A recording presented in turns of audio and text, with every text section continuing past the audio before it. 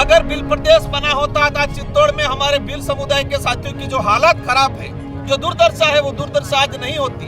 मोदी जी को सभी पार्टियों के नेताओं ने कहा कि आप मजबूती से डट के रहे, हम आपके साथ हैं। लेकिन हुआ क्या? ट्रंप ने वहां से सीज फायर करा दिया, गायब हो गया। कहा कि हम वो हार रहे थे, उन्होंने गिड़गिड़ाया।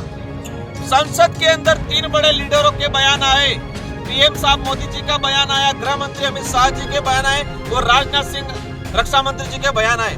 तीनों के बयान अलग अलग है। विश्व आदिवासी दिवस के मौके पर चित्तौड़गढ़ का इंदिरा गांधी स्टेडियम और इनानी सिटी सेंटर रविवार को आदिवासी रंग में रंगा हुआ दिखाई दिया। पारंपरिक वेशभूषा, ढोल नगाड़ों की थाप और आदिवासी नृत्य की मनमोहक झांकियों ने माहौल को सांस्कृतिक उत्सव में बदल दिया। लेकिन जनसभा के मन से गूंज उठी आवाजें सिर्फ नृत्य गानों तक सीमित नहीं रही। यहां आदिवासी हक और सम्मान की जोरदार मांग भी उठने को दिखी। बांसवाड़ा डूंगरपुर सांसद राजकुमार रोत ने अपने भाषण में केंद्र और राजस्थान की सरकार दोनों पर तीखे हमले बोले। उन्होंने कहा, ऑपरेशन सिंदूर के वक्त पूरा विपक्ष सरकार के साथ था, लेकिन अमेरिका के राष्ट्रपति डोनाल्ड ट्रंप के दबाव में सीज फायर कर दिया गया। 3 बड़े नेताओं के बयान अलग अलग थे, यह हमारे लिए शर्म की बात है। उन्होंने विमान के नष्ट होने की मामले में सरकार के जवाबों को भी अपर्याप्त बताया और जनसभा में राजकुमार रोत ने भील प्रदेश की वर्षों पुरानी मांग को फिर से जोर देकर उठाया।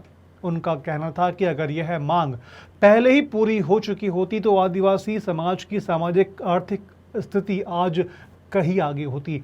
देश के 14-15 करोड़ आदिवासी प्रकृति संरक्षण में अहम भूमिका निभाते हैं, लेकिन पीएम और मुख्यमंत्री ने विश्व आदिवासी दिवस पर बधाई तक नहीं दी। चित्तौड़गढ़ के गौरवशाली इतिहास और बलिदान की मिसाल गिनाते हुए उन्होंने कहा कि यहाँ का भील समाज आज भी विकास के मामले में पीछे है।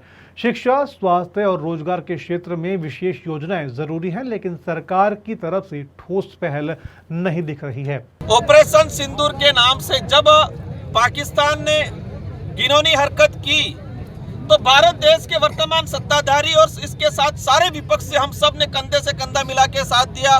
मॉरली उनको सभी को ताकतवर बनाया। सरकार को मोदी जी को सभी पार्टियों के नेताओं ने कहा कि आप मजबूती से डट के रहे, हम आपके साथ हैं। लेकिन हुआ क्या? ट्रंप ने वहां से सीज फायर करा दिया, गायब हो गया। कहा कि हम वो हार रहे थे, उन्होंने गिड़गिड़ाया।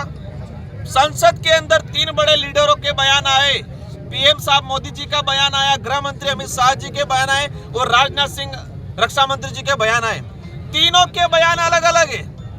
राजनाथ सिंह जी कह रहे हैं कि पाकिस्तान गिड़गिड़ा रहा था इसलिए हमने छोड़ दिया।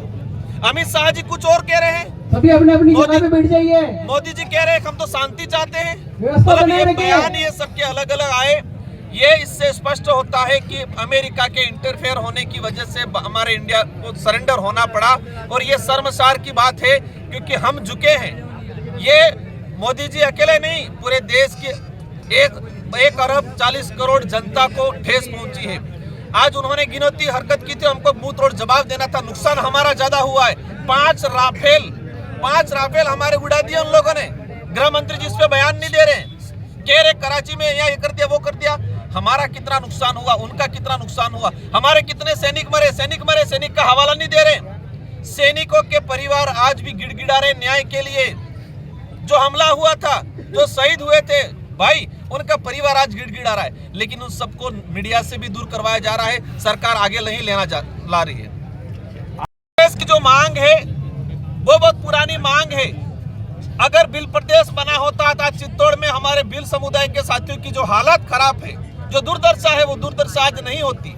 आज शेड्यूल 6 का प्रावधान हुआ होता, जो 5वीं अनुसूची हमारा अनुसूचित क्षेत्र में डूंगरपुर, बांसवाड़ा, उदयपुर आ रहा है, ये ओपन इलाके में आ गया चित्तौड़, और इस वजह से यहाँ के लोगों को रिजर्वेशन नहीं मिला, नहीं लैंड का उनको प्रावधान मिला, किसी भी प्रकार के उनको जो संरक्षण, जो विशेष अधिकार थे वो नहीं मिले।